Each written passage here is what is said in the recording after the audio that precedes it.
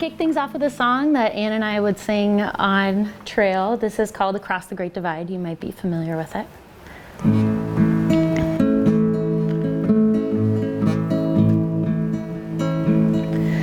Well, I've been walking in my sleep. I've been counting troubles instead of counting sheep. And where the years went, I just can't say. I just turn around and they've gone away. And I've been sifting through the layers of dusty books and faded papers. They tell a story that I used to know, one that happened so long ago, and it's gone away. And yesterday, now I find myself on the mountainside, where the rivers change direction across the Great Divide. Now I heard the owl calling so softly as the night was falling. She asked a question and I replied, but she's gone now across the borderline. The finest hour that I have seen, it is the one that comes between the edge of night and the break of day. It's when that darkness, it rolls away, and it's gone away. And yesterday, now I find myself on the mountainside, where the rivers change direction across the Great Divide.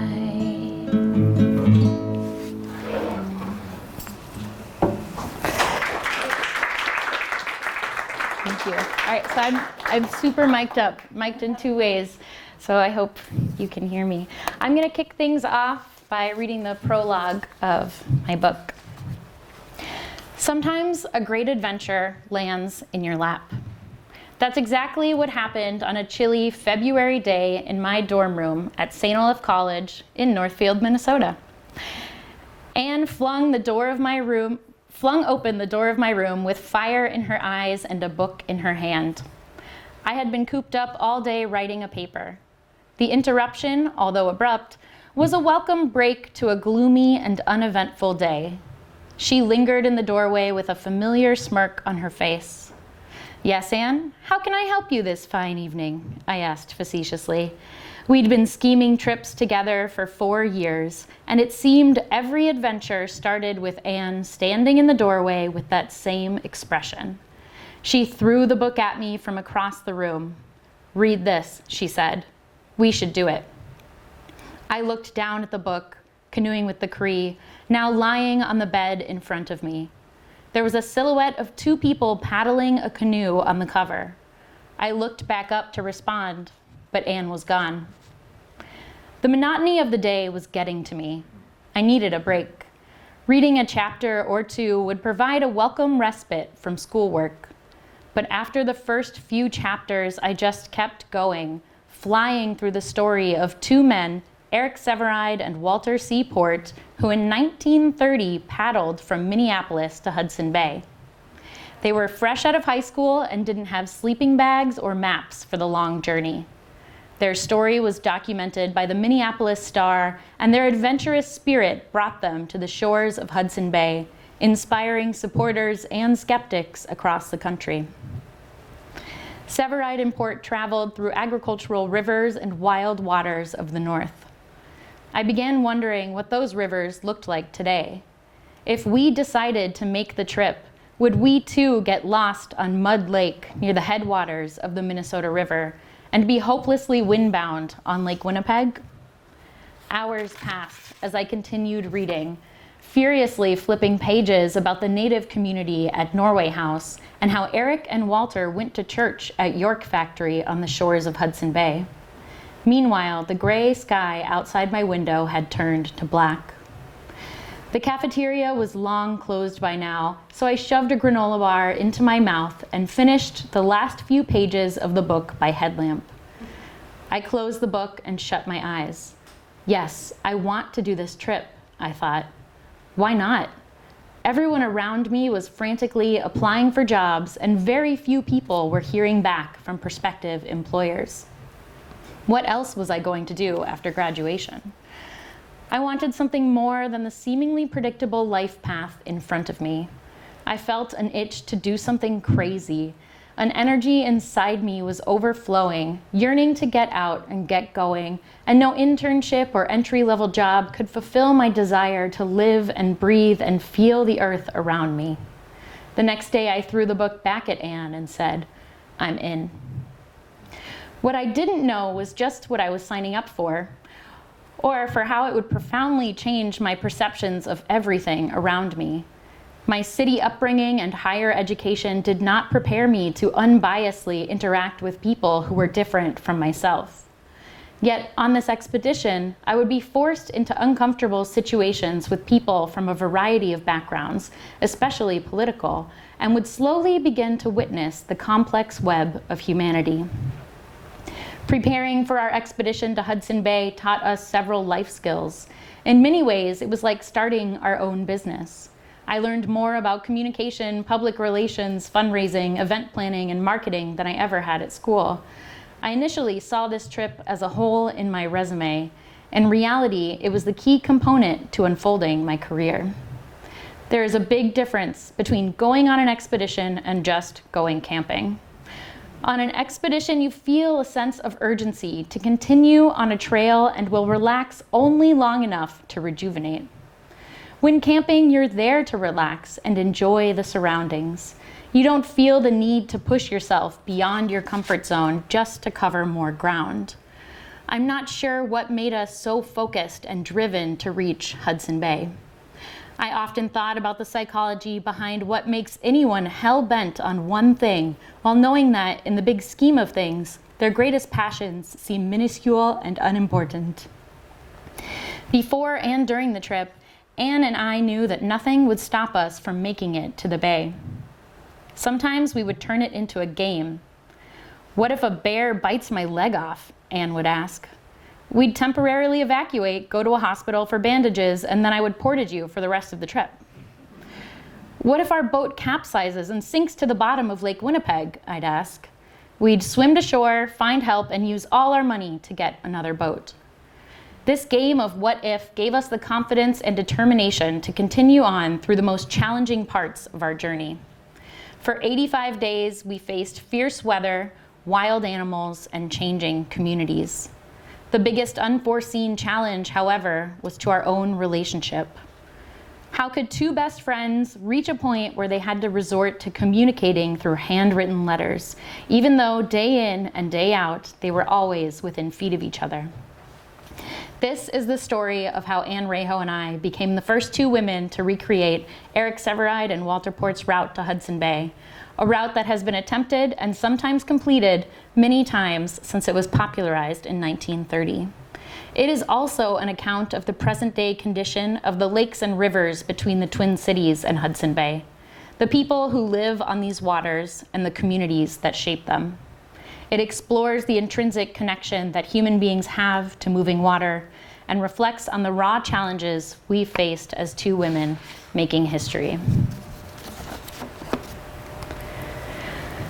My book, Hudson Bay Bound, came out last year, 2021, a decade after we took this trip. I didn't know I would be writing a book about it, and so I had a long time to reflect on everything that we learned on that expedition. But I want to rewind real quick.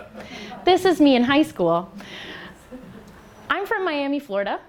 I went to an arts high school in downtown Miami, and when I was 15, I was doing nothing but playing saxophone for several hours a day, and I got really burnt out at a young age, and I thought, I need to figure out what other stuff I like to do. I had a friend who came back every summer break, and he looked so tan and happy, and I thought, what do you do over the summer? And so I asked him, and he told me about a place called the Boundary Waters in northern Minnesota. I had never been to the Midwest. I had never been on a farm. I didn't know what flannel was at this age. And this intrigued me. He was going to YMCA Camp Minogen every summer and going on canoe trips. So I'm the youngest of 3 children. I marched home that same day and I declared to my mother that I too was going to go canoeing in a place called the Boundary Waters. I had never been overnight camping before. I had never been canoeing before, and I signed up for a 2-week Boundary Waters trip through Camp Minogen. So I flew from Miami to Minneapolis, I hopped on a bus, and I went up into the North Woods for the first time. I absolutely fell in love with the scenery, the vegetation, the water, and the wildlife. There were a lot of cultural differences. The other girls on our trip were mostly from the Midwest, and so we spent a long time talking about the difference between bagels and bagels and pop and soda. One night, I woke up to the sound of wolves howling, and I was legitimately concerned we were going to be eaten alive. And so I woke up all of my campmates, and I told them the wolves are coming, and they paused and listened, and they started laughing, and they said, that's the call of the loon, not the howl of the wolf. So I had a lot to learn. My mother wrote me a letter that I opened on trail, and it was beautiful. I'm so proud of you for taking risks. Tears stained the letter, and at the end it said, I hope you enjoy the beautiful mountains of Minnesota. So literally no one knew where I was and where I continued to go every summer. I went on a progression of trips through YMCA Camp Minogen after that 2-week trip in the Boundary Waters, a 30-day trip in Ontario, and a 50-day trip in Nunavut, Canada, just below the Arctic Ocean, paddling Inuit heritage rivers, the Kazan and Kunwak. Perhaps more inspiring than the thousands of migrating caribou we could watch running in the horizon, the muskoxen lazily grazing by the river, and these beautiful whitewater rivers that we were paddling, drinking from, and fishing from, was the woman who was assigned to be my paddling partner. This is Reho. Reho, unlike myself, grew up in Minnesota. She grew up running and playing in the woods and paddling a canoe. She looked very comfortable in her hiking boots and knew exactly what to do with a Swiss Army knife. And in many ways, I thought she was extremely cool and I wanted to be more like her. Anne was the real deal outdoors woman that I felt like I had been pretending to be for so long. We were making small talk our first day in the canoe, and Anne said, well, where are you going to school in the fall? This was the summer before college. And I said, St. Olaf College. And she said, no way, me too. And so as the fates would have it, we ended up in the same freshman dorm. And for 4 years, we plotted. Whenever life got challenging, family, relationships, school, we would end up in each other's dorm rooms, poring over maps, always asking, where are we going to go next? What are we going to do next? And then, of course, this is where the prologue kicks in. Anne and I, before we left on our trip, were often asked why it was important to be the first 2 women to publicly recreate this route. And at this time in our lives, it seemed like a really normal next step for us. We were lucky enough to grow up in these silos of really strong, empowered women who did outdoors things all the time. They were used to carrying heavy canoes, and they didn't shave, and they were comfortable with their naked bodies. And so for us, this was a fairly normal thing to do. We're like, why is everyone so excited about it? I've had a lot of time to reflect on what it means to be the first two women to do something like this. I talk about this a lot in my book, but in short, Anne and I were really excited to provide a different narrative, especially for younger women, to show that you can do these hard things and you can make decisions that are different than what we're subtly and not so subtly being told all the time what we should do with our lives, what we should do with our bodies. This is our route.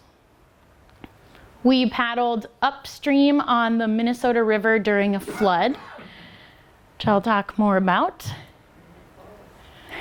Yep. We paddled downstream on the Red River across the border into Manitoba, through the city of Winnipeg. Then we paddled 280 miles, more or less, up the east shore of Lake Winnipeg. And then we connected to the Nelson River. We took the Etchemamish River, connected to the Hayes, which is slightly different from Eric Severide's route as they took the Gods, which then meets up for the last 200 kilometers out to York Factory on Hudson Bay, south of Churchill. So I mentioned that we left during a flood.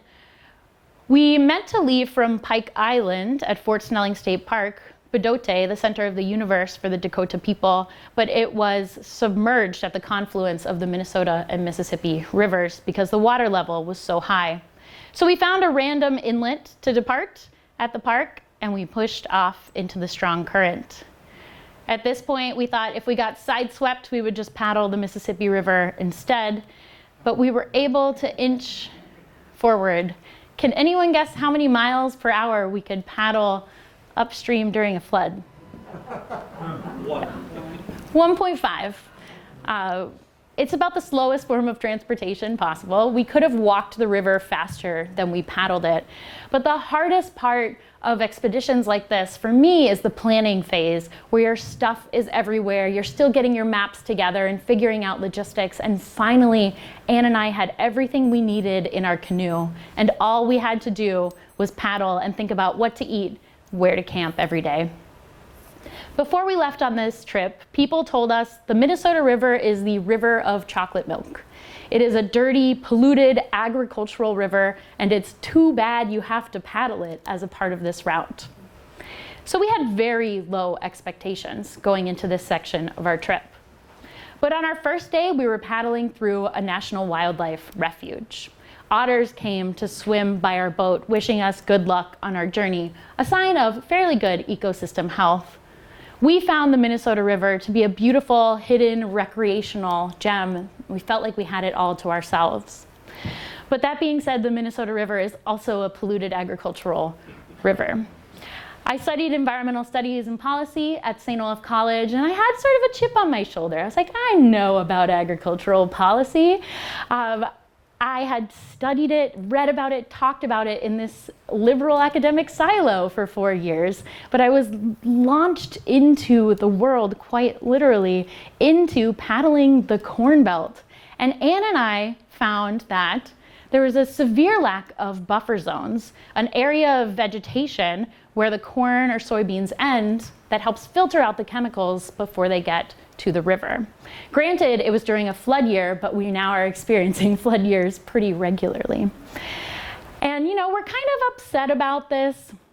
We know that the chemicals going on these conventional fields are going directly into the Minnesota River, which flows into the Mississippi River, which flows into the Gulf of Mexico, contributing to the dead zone where the excess nitrogen causes huge algal blooms that depletes oxygen and doesn't allow for aquatic life to live.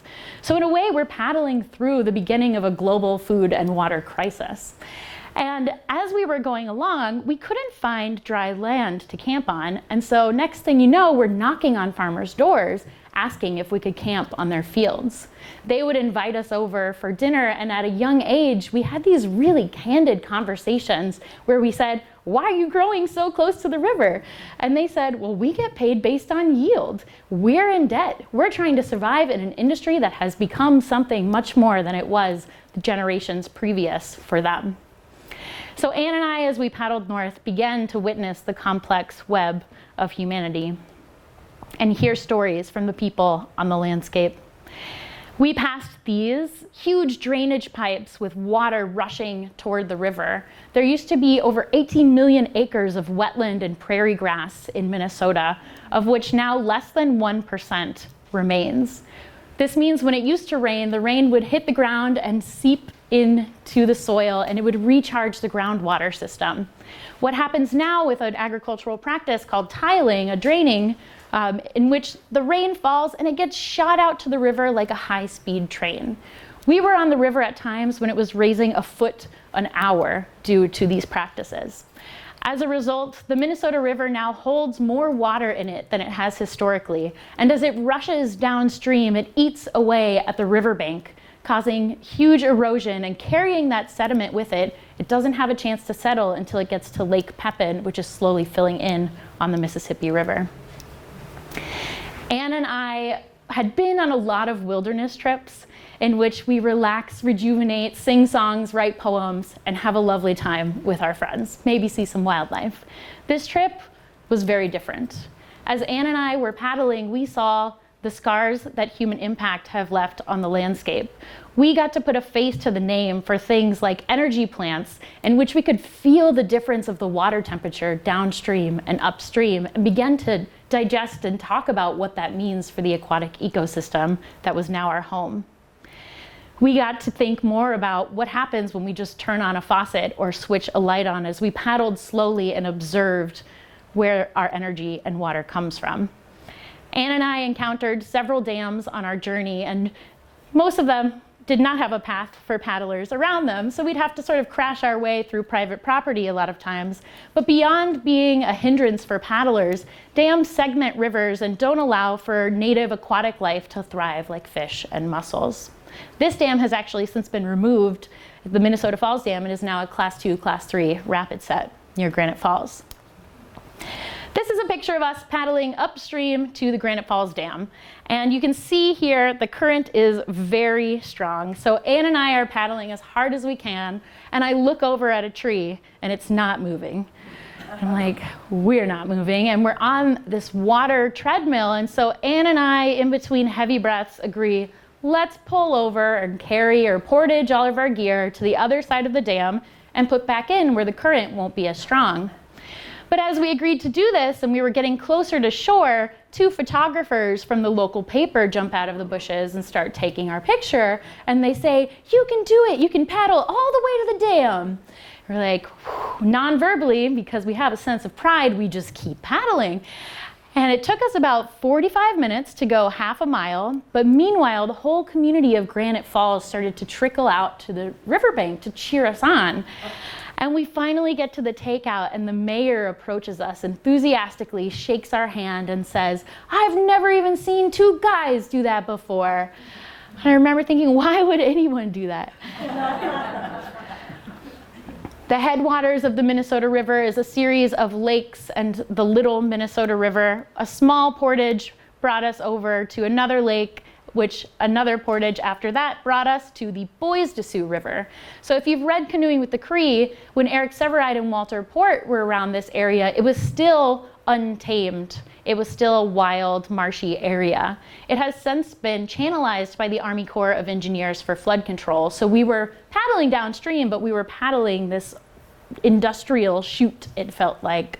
We finally met up with the Ottertail River in Wahpeton, and we were at the headwaters of the Red River of the North, finally paddling downstream. So if we were going 12 to 15 miles a day, paddling all day upstream, we were now going 50 to 60 miles a day, paddling downstream on the Red River.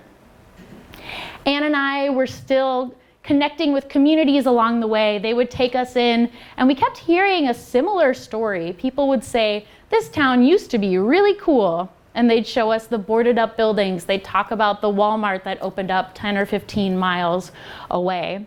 we came across this monument. It's 5 empty tractor seats to represent the disappearance of the family farm.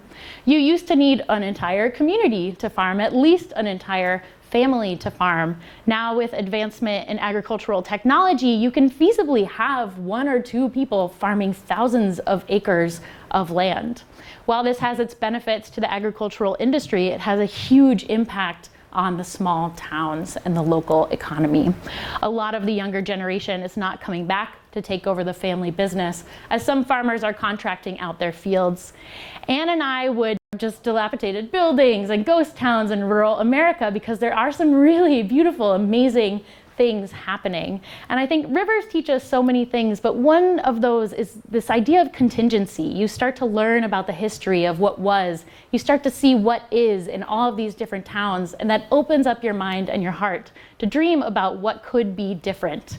We were paddling through towns that were not 10 miles away, yet one would be a ghost town, and the next one would be this beautiful, vibrant place that had invested in its community, in good food, in clean water, and had turned back toward the river. This is a picture of us at a barbecue that the International Water Institute threw for us in Climax, Minnesota. We were talking to people here, and everyone kept coming up to us telling us the same story, that a woman in the neighboring town of Fertile was murdered in their community, and the next day the newspaper title read, "Fertile Woman Dies in Climax." And that's their favorite joke in Climax, Minnesota. But they do a lot of youth education, kayak trips on the Red River. They even have this project where they build little wooden boats and put a GPS unit on them and just watch them float to Hudson Bay, which was slightly offensive because we were trying really hard to make it to Hudson Bay. But we met people here who really just brought us to our knees, who were so excited to show us their favorite tree and had a sense of place that, especially at this time in my life, I was extremely envious of. On the Red River, we had to cross the border into Canada. Anne is much better at logistics and small details than I am, and she had reached out to the border station prior to our trip to make sure that they could meet us by the river so we wouldn't spend the entire day carrying all of our stuff to the station and back to the water. They agreed, but we still didn't quite know what to expect. We pushed off like any other morning, and we turned the corner, and there was a bridge with 2 huge black SUVs on top. And when they saw us, they turned their sirens on and came down to the riverbank. 6 border agents came out in full uniform and watched a performance unfold before them. And I say performance because the Red River is a muddy, mucky river, especially during a flood. And we were caked in mud. Our boat was caked in mud for weeks as we were doing this section of our trip. It's not possible to paddle to solid ground and hop off and walk anywhere. And so they were watching us paddle until we got stuck in mud, and then we'd hop off in quick feet so we didn't sink in mud. And then we finally pulled the canoe up and slopped over to them. And you could tell they're looking at their clean boots and our muddy hair and our boat too far away for their liking. They're like, "We're not going to go over there. So why don't you just bring your gun?" We brought a shotgun with us for extra protection in polar bear country. It also made our moms feel a little bit better about our safety on this trip. And one of the agents took Anne to the border station to sign a waiver while I hung out with these guys on the shore. Anne finally came back, and we pushed off onto the next section of our trip, Canada, which for us meant one thing: poutine. French fries covered in gravy and cheese curds was all we wanted when burning thousands of calories a day. And so Anne and I stopped in the first small town we found. We walked up to this dive bar and we pushed the door open and we say, "Do y'all have poutine?"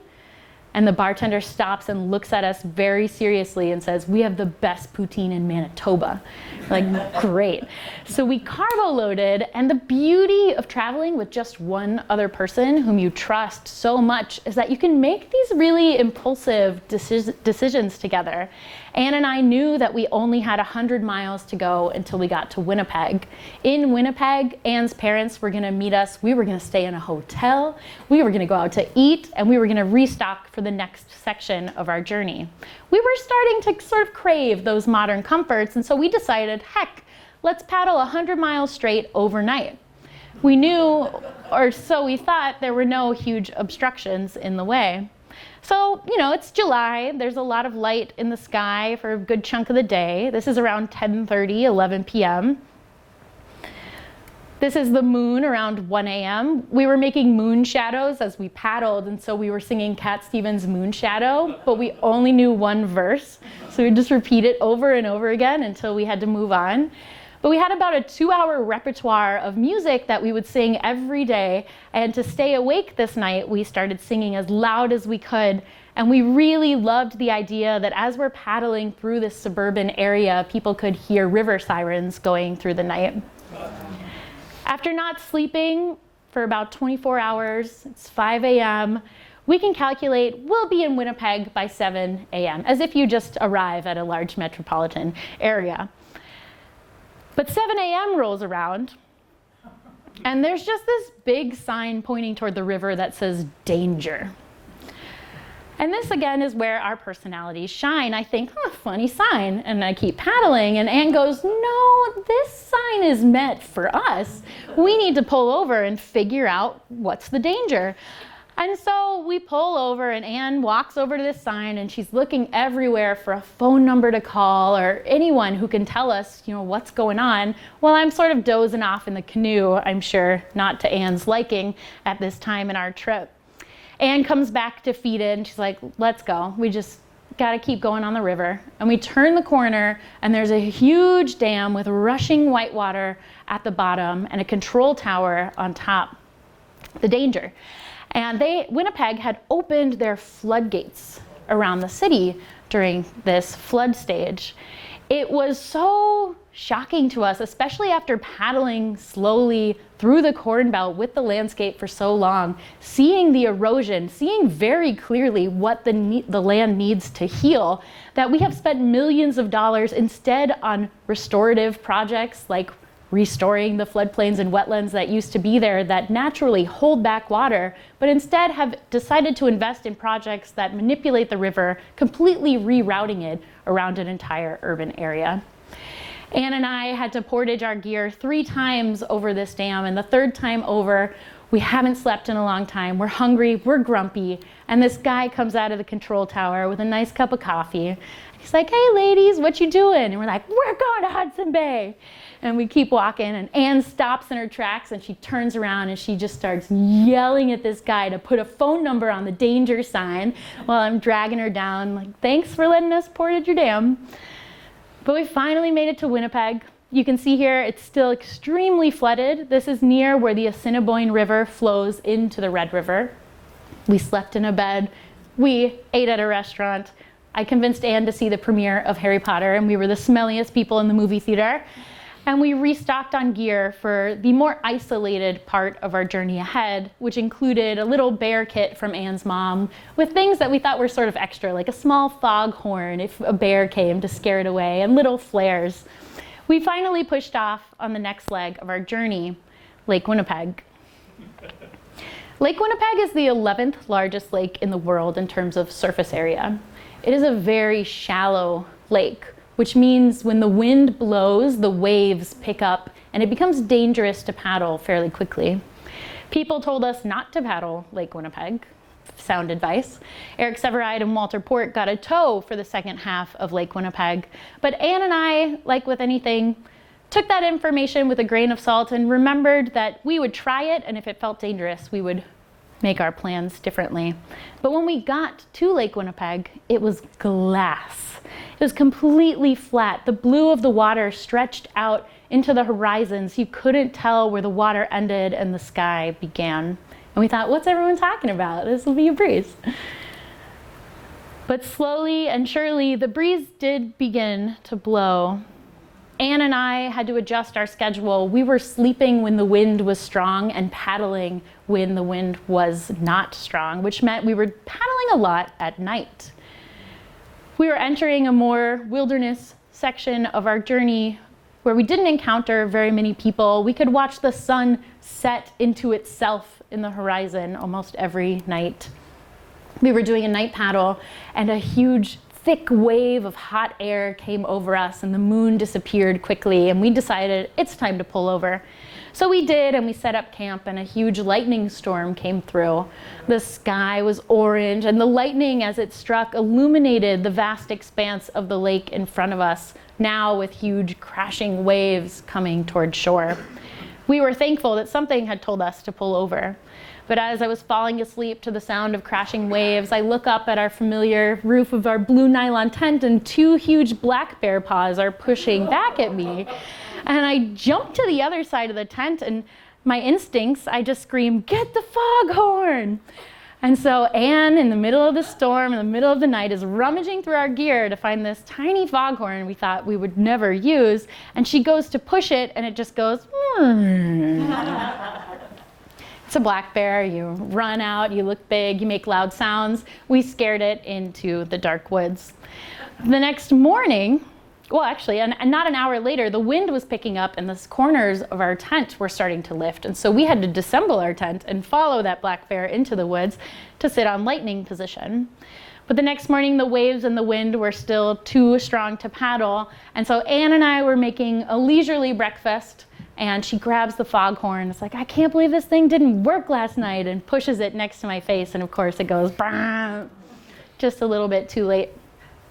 We could watch huge storm systems coming our way, and we'd paddle toward them until we would pull over and wait out the weather. We were windbound a total of 7 days. It took us 18 days to paddle Lake Winnipeg. 3 of those days were all in a row. We were camped on a small beach. The water level was 10 feet above its normal level due to the flooding basically everywhere around this region. And so Lake Winnipeg's known for its beautiful white sand beaches. We did not experience those as they were underwater. So our camping options were a small beach, a berm, and swamp on the other side. So Anne and I were making food. We couldn't paddle, and a snake comes by. And then another snake comes by. And then another snake comes by. And we look in the berm, and twisted in with the driftwood is a huge pile of snakes. Fun fact, Manitoba has the largest population of snakes in the world that overwinter in huge limestone cracks, the largest of which is the Narcissa snake dens, which was not 100 miles away from where we were camped. This is something I didn't know before agreeing to do this trip. You don't want to do a lot of research before hopping in a canoe. So Anne and I instinctively pack up all of our gear, throw it back in the boat, but then realize we can't go anywhere. We eventually make it around the corner, reset up camp a little bit further away from the snakes. There's nothing more demoralizing than being able to see your previous campsite on an expedition, but we had to put a little bit of distance there. We stayed there for 3 days. The first day, playing a lot of cribbage, eating food, playing music. The second day, feeling frustrated. Now I can relate to the feeling of quarantine during COVID, where you want to go somewhere, you feel like you need to go somewhere, but Mother Nature is not letting that happen. That third day, though, we found a newfound appreciation of the small details in our surroundings. I tried to whittle a recorder out of a stick for 8 hours, and it did not work, but I found it extremely fulfilling. And Anne started to create sand art. We finally pushed off back on the lake. Anne and I got along really well for 2 people who were together for 100 days, making every decision as one entity. But we had our differences. We were doing a night paddle, and I was in the stern directing where the boat goes, and I was like, oh, it's a flat lake, it was glass, the stars in the Milky Way were out, and they were reflecting on the water, so it looked like we were paddling through space. And I thought, we're gonna make some ground tonight. But Anne said, I think you're pointed a little too far offshore. Can you point closer to shore? And I thought I had, but the sway of the bow back to the middle of the lake made us emotionally tip. Anne started yelling about how I didn't care enough about our safety, and we started screaming at each other in the middle of this lake about things that happened back in college, all the way up to the trip. And unbeknownst to us at the time, this green orb started to glow in the sky, and the northern lights, green and pink strings, began to expand above us, where we reached a point we weren't talking to each other, unresolved in our problems. We continued that night, and I remember thinking, this is the most beautiful thing I've ever seen. And I wanted to tell Anne I was so grateful she was there with me, but I wasn't talking to her. And the only thing we said to each other that night, I was like, I think we're getting a little close to shore. Can you shine your headlamp and see, where we're at? And she does, and there are two huge green eyes of a bull moose staring back at us. And she goes, yep, we're too close to shore. I'll read a little section about how we resolved our issues in my book. The next morning, we camped, but we were windbound again. So we were sleeping. A few hours later, I awoke to find that the wind was still blowing steadily on the sides of the tent, and the sun was just coming up. Anne was wide awake. She thought she heard something walking around outside. For the first time on our trip, I pretended to be concerned. I, not Anne, got out of my sleeping bag and went outside to see if there was anything, a bear or moose, wandering around our camp. I did a thorough job, too, narrating to Anne what I was seeing, walking around a bit, assuring her that everything looked normal. It was such a small thing to do, but in that moment I understood how I needed to fix our relationship. I had to pretend to care about little sounds in the night. I had to pretend to deliberate over the waves and wind each morning. I had to pretend to step up and be the person responsible for our every move. Just by pretending, I would actually be that person, allowing Anne to relax a bit and renounce her role as the fun police. I at least owed it to her to try. I climbed back into the tent, feeling like a warrior returning from battle, only to find Anne looking unamused. For a moment, I forgot we were fighting. It was going to take more than simply checking on camp to fix this mess, and I was too restless to fall asleep. Anne snoozed off again. She looked mad at me even in her sleep. I rummaged through our bag of trail notes and opened one from my older brother. Natalie and Anne, you two are doing the coolest thing imaginable after graduation. All I did was cook fish and smoke pot for a year. This blows that out of the water. Good luck and safe travels. Natalie, I'm so unbelievably proud of you. You have more guts than anyone I know, and you are using them to the fullest. Don't listen to anyone who does not recognize your form of ambition. I love you very much and can't wait to see what you will do next. Love, your brother, Tim. His words reminded me of the real reason we were doing this expedition. Tears flowed down my cheeks as I flipped to an empty page in my journal. For me, writing has always been easier than talking, so I grabbed my pen in hopes that it would help me articulate my heart and mind. Anne, we knew that doing this trip would take lots of planning and time spent with each other. I think that the fact we wanted to do the trip together is a testament to how much we value our relationship. Even though this trip may be difficult, we will come out strong. I'm sorry if I've seemed careless. In a way, I thought if I kept my cool, maybe we could counterbalance each other. I know you think I view you as an anxious person, and I think you view me as a careless person, but we should work to change that before any more resentment builds. Last night was a spectacular paddle, and I was happy you were there to share the night sky with me. I have really enjoyed our trip so far, every windbound day and every rainstorm. In fact, I just felt a raindrop. We should play cribbage. I think the main thing I wanted to say was that we are sisters.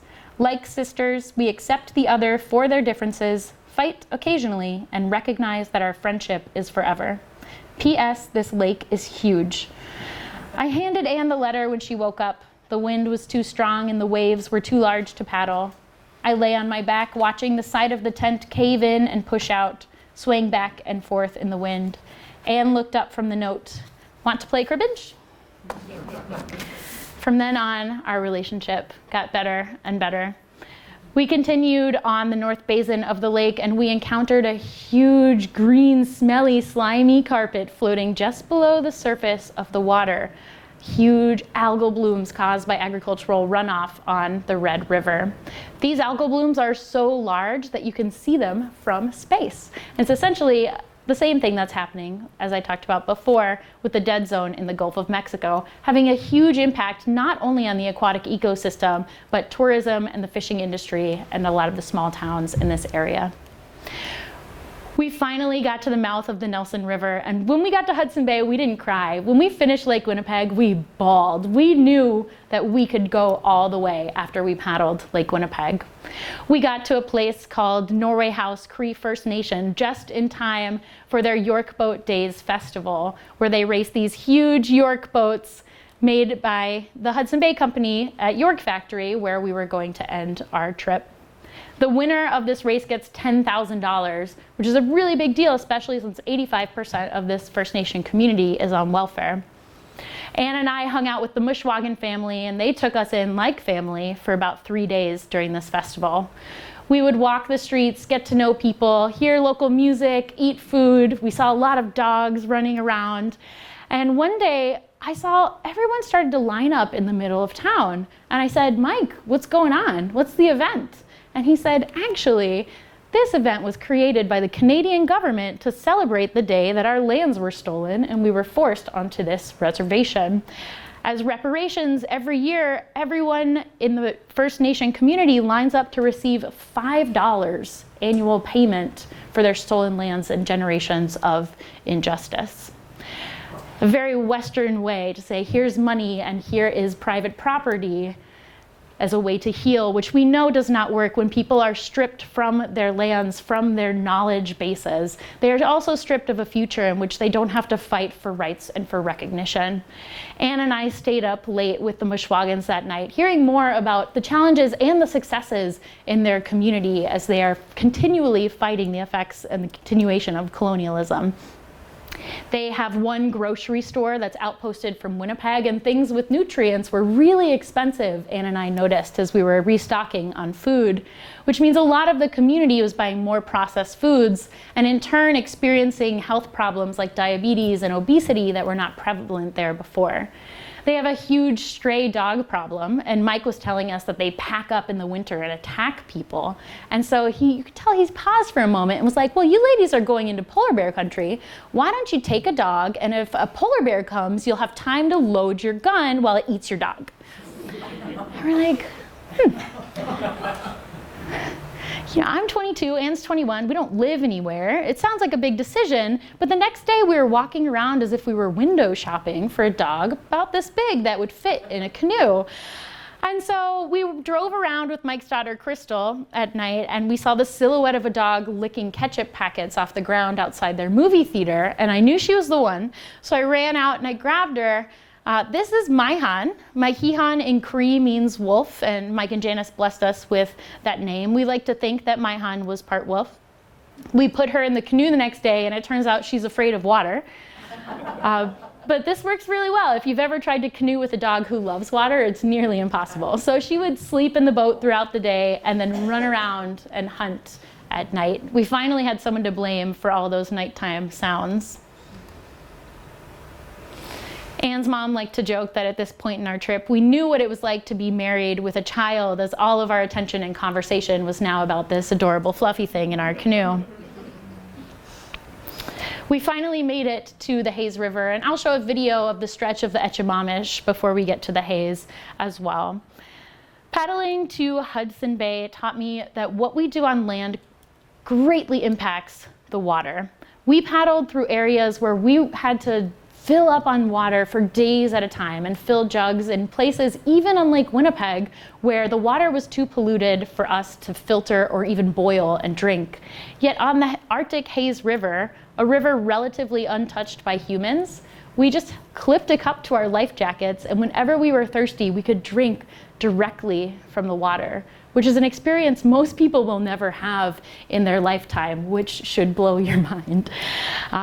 Anne and I got to experience paddling a river that gets to breathe into the landscape. It gets to change direction during a flood and recede into the fall. It gets to recharge the groundwater system and provide for all living and non-living things around it. It was a great example for us to again think about what rivers once were, but of what could come back with changes in practices on the land. Anne and I were paddling whitewater sets again, and playfulness came back to our relationship. There are more stories from the Hayes River, but I'm going to go get to this video and read you a journal entry that I wrote when I got to Hudson Bay. Oh no. To register for a library card or borrow library material, please do so at this time. Thank you. All right. So this is White Mud Falls, which I'll reference in my journal, the last rapid set before 200 kilometers out to Hudson Bay. This is us. We moved through the forest to the taiga as the trees got shorter and shorter, and then eventually to the tundra. And here is a video of some last section of our trip. Sorry if I'm fuzzy. So this is on the Echimamish. Echimamish in Cree means river that flows both ways, and it did have a very confusing current. It has a lot of beaver activity. And so right here, we're trying to lift our canoe over a huge beaver lodge. Maihan's slowly trying to figure out her new life in a canoe. We were pulling over something similar later in the day, and I didn't put my boots on. And when I pulled my feet back into the boat, I had 55 leeches wiggling on my toes. But now I'm not afraid of leeches, so that's helpful. This was the buggiest part of our trip. As you can tell, it's pretty swampy. And as the sun went down, huge clouds, dark clouds of flies would come and attack us. So we'd had to be in bed for sure in our tent before the sunset. We could really camp anywhere. Why didn't our campsite? We had to move a fallen tree to set up our tent this night. And we were starting to get a little bit loopy. The non-stick pan was very sticky, so I was making biscuits in a pot, which is sort of the premise for this conversation. Cooking away. Welcome to the kitchen. And today we're making biscuits in the pot.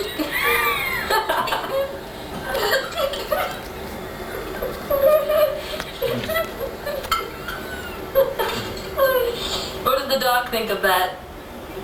Hi, hon. Say hello to the GoPro. Yay! Look at me. It's 2, 4. I don't know. We felt thankful to have Maihan along for our few portages, and I mean few portages. Over 2,000 miles, this water is vastly connected. Our longest portage was only a mile long. But we would encounter fresh bear scat, and we knew we weren't going to take wildlife by surprise as Maihan would run the not well-maintained trail in front of us. I'll read the last journal entry I wrote when we got to York Factory. We ran several rapids until we reached White Mud Falls, our last set, portage, anything. I felt very emotional because I knew that after this portage, there was nothing that could stop us from making it to York Factory. The last few days brought emotional and physical challenges that left us exhausted and sore. After almost 3 months on trail, we were finally ready to end our trip. I felt a lack of nutrition had worn on my health, and I couldn't wait until I could eat fruits and vegetables again. While the hope of York Factory and relaxation was at our fingertips, we still had 200 kilometers to go on the river, and the rumors of polar bear country echoing in our minds. We paddled hard. Endurance and longevity are our strengths, and we planned to make the 4-day trip from White Mud to York Factory in a mere 2 days. Our day lasted 15 hours before the sun made us retire to the shore. The moon did not show as we built our first fire to fight the cold. After an hour, we felt the weight of our exhaustion and gave in to the comfort of our tent and sleeping bags. Ironically, for Anne, it was one of her best nights of sleep, despite our anxiety in polar bear country. I slept, but I dreamt of creatures surrounding the tent and felt a deep sorrow that we would never actually make it to the end. We left camp that morning without breakfast and continued on the flowing haze.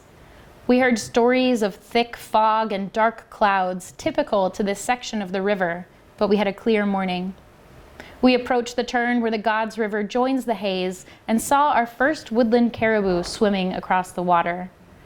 The current quickened at the conjunction, and we had a floating breakfast of cold quinoa and chili powder from the night before. We continued on our way. With 10 more hours of paddling ahead, we felt as far away from York Factory as we ever had. Our wrists ached, hands clenched, and minds, more than anything, were on the verge of insanity. The river was beautiful. There were high white mud cliffs on the right and low-lying spruces on the left, decorating the shoreline, always reminding us of our desolation.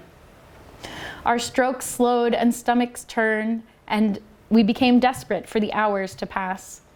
All of the sudden, from behind us, we heard a huge clap of thunder that spooked us both. Just then, a pack of wolves, 5 total, 1 black, came out to the riverbank from behind the spruce. The air was still. There was a suspicious calm. The wolves stopped in their tracks when they felt our presence. We stared. They stared. Maihan barked. A bird made a loud cry, and the sound brought goosebumps to our skin.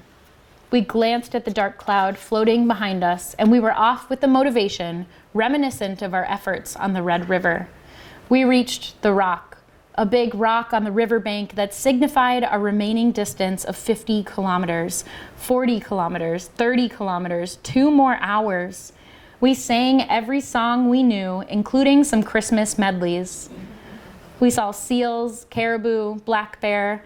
Every white rock looked as if it were swimming our way, and I joked that someone should spray paint them all black to soothe the nerves of canoeists on the haze. We were 10 kilometers away. We were hungry, tired, and desperate. It felt as though something could still go wrong. A storm, a bear. Could we really just arrive unscathed at York Factory? We passed the point where the tide effect could slow us down, but we were still moving steadily toward the bay. We turned left, and there it was, Hudson's Bay.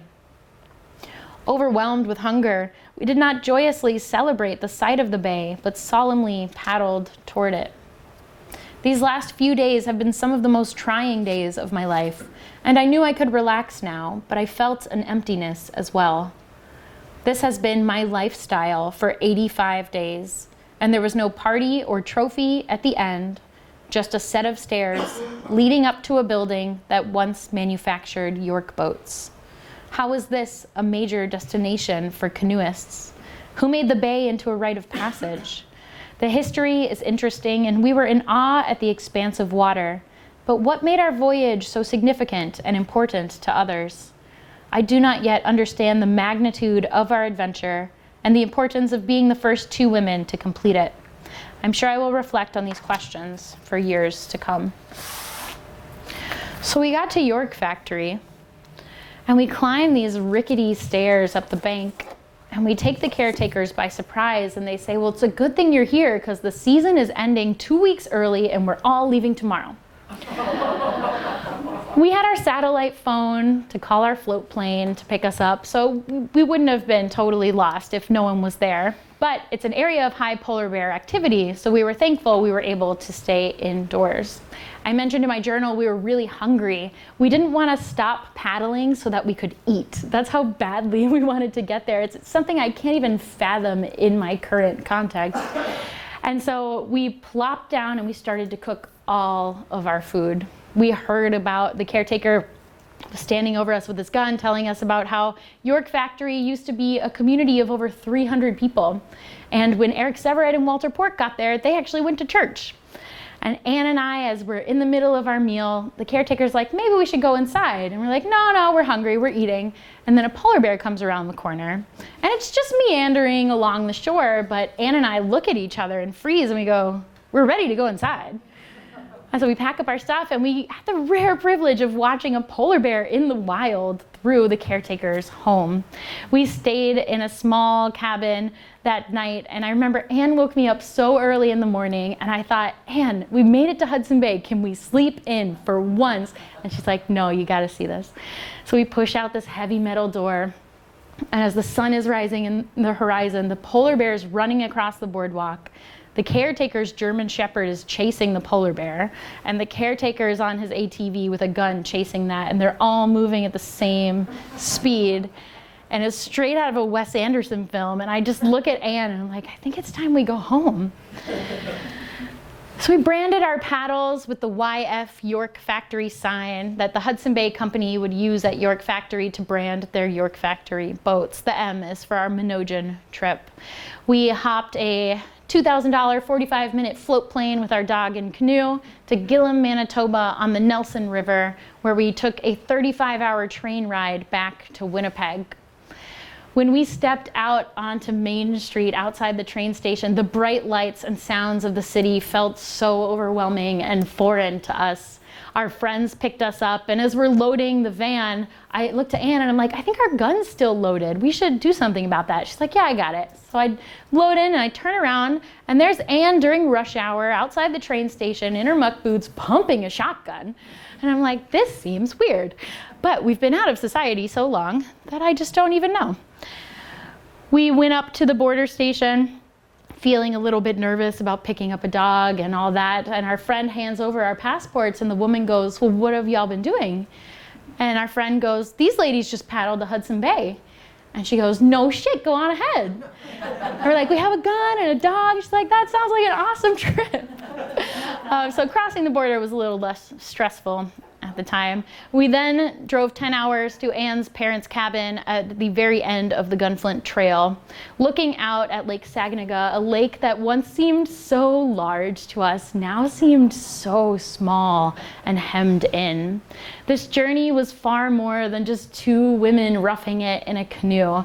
As we paddled north, we saw the landscape unfold before us and heard the stories of the people along these waterways. We stood in a cornfield while simultaneously being in a food desert and talked to farmers who could barely feed themselves. We paddled through huge algal blooms caused directly from the Red River, which we had paddled in its entirety. And then we got to stay with a First Nation community and hear about their injustices before paddling a river that could still provide clean water and good food to people around it.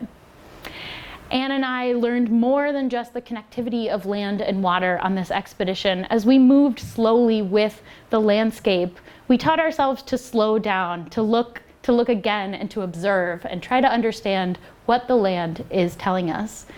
In an era of human-caused climate change in which urgent action is needed, it's a reminder when we paddle a river to slow down and think about thoughtful action that does not simply perpetuate human mastery over the landscape. But we need reminding sometimes to throw ourselves back out onto the river or whatever that may be for you. And this poem by Robert Bly helps get me out the door. What? You want to live over again? Well, I suppose, yes. That time in Grand Rapids, my life as I lived it was a series of shynesses. Being bolder, what good would that do? I'd open my door again. I've felt abashed, you see. Now I'd go out and say, all right, I'll go with you to Alaska. Just opening the door from inside would have altered me a little. I'm too shy. And so a bolder life is what you want? We could begin now. Just walk with me down to the river. I'll pretend this boat is my life. I'll climb in. Thank you.